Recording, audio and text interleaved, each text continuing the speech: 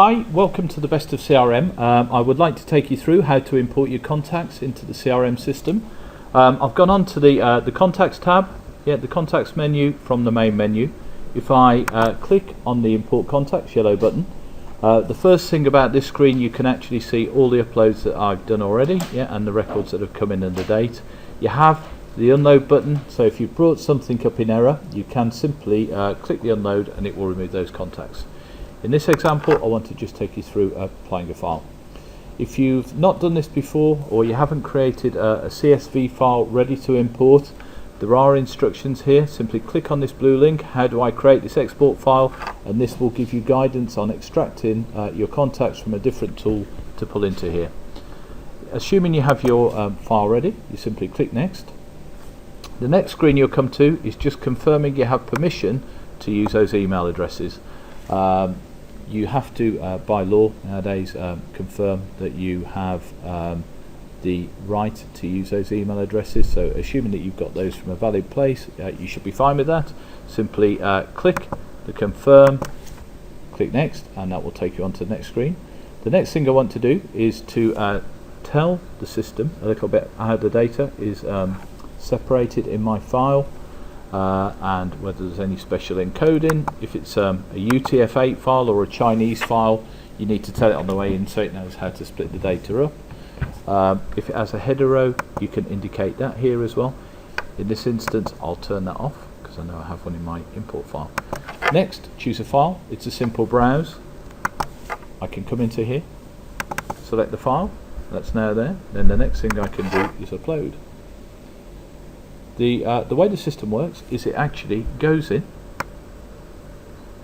and it's put the header column next to all of my data so I can see what's there.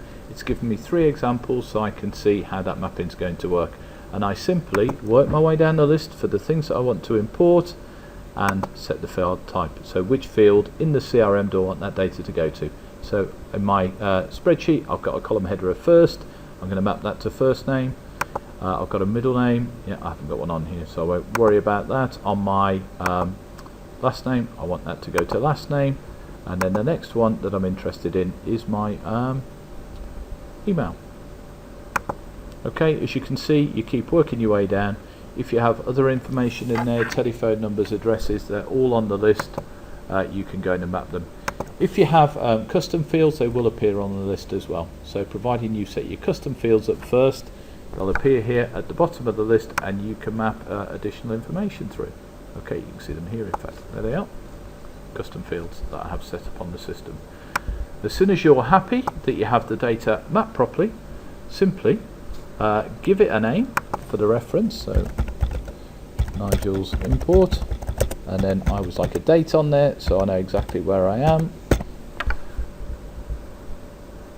When I've done that, I can go down, check everything through. I now want to set the communication preferences. So as the records are created, you can automatically tell it how you're allowed to communicate with these people. So by selecting these, it will allow you to communicate. If you forget to do these, don't worry, you can come back and do that later. However, it's a good idea as you're importing to actually set the communication types. If you forget to set these, you'll notice really easily, because when you try and send an email, it won't present the email address as valid. Okay? The next area to set is whether or not you want duplicates to be allowed or not. For me, I always do an update. That means if the email address already exists, it will do a match and it will update the record that this data has been applied to on the match on the email address. If you do ignore, it will create a duplicate record, and then you can go in after and merge those together. However, for me, the way I work, I like to do it the other way. The other thing you can do is you can add a group directly as you're importing. So if you want to set a group in there, nice and easy. You can add a group that already exists. If you want a new group called, in this case we'll call it Nigel's Import, I can do that as well. Okay. And finally, if you have businesses or organisations already created and you've named the businesses on the import, you can select this to link it to the organisation. Okay, What that will do is it will have a look at the data in the company field, and if that matches the data here, it will automatically link that contact for you to your organisation information. When you've done that and you're happy your data's okay, simply click OK, and away it goes, and the data is imported. There we go. It will come back sometime later and say when that's done. I have the option here to ask it to send me an email, which I will do, and it will send me an email as soon as that batch has finished loading.